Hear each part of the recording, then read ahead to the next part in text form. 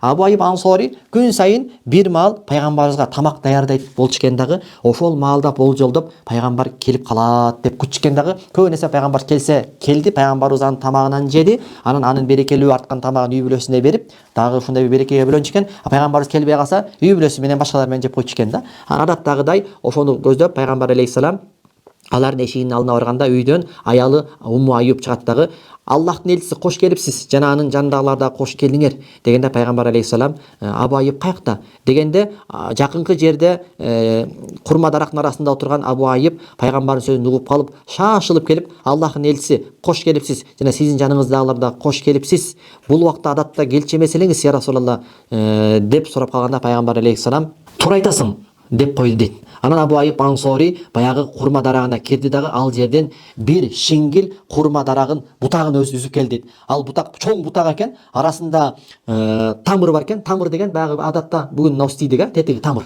Каакта катытылган курманы каагын тамыр дейт. Ал эми ал бышып, жетилип, сочный болуп турган чагын рутоп дейт. Ал эми чийки көгөрүп, эми дагы кирип келаткан жери абалын бусур дейт да. Ошол арасында тамыры да бар экен, рутобу да бар экен, бусуру да бар экен. Десе пайгамбар алейхисалам мунун баарын үзүп эле койсоң болмок. Биз үчүн деп ушунун баарын үзүп келдиңби? Арасында анча-мынча катып калгандары бар экен, чийкилери бар экен. Дагы бышса болбойт беле деген. Я Расулалла, мен жактырдым, мен кааладым. Сиз кааласаңыз курмадан жейсиз, кааласаңыз тиги чийки жаңыдан бышып келаткан жейсиз, кааласаңыз свежий турган жейсиз. Ар кимдин табити ар нерсеге тартат. Үчөөнүн каалаганын жешиңизди мен кааладым, я Расулалла. Анан мен сиз үчүн кой соём, я Расулалла. Мынча конок болуп келип калыпсыз дегенде, эгер кой сое турган болсоң, сүт бербей турганын, яни боз эмесин, же бала эмизип аткан эмес, мындай обалына калбай мындайрагын эле сой дегенде Абу Айып макул деп анан коюн соёбу же козусун соёбу, ошентип анан аялына келип камыр жуур, тамак жаса, сен тамак нанды жакшы жасайсың го деп анан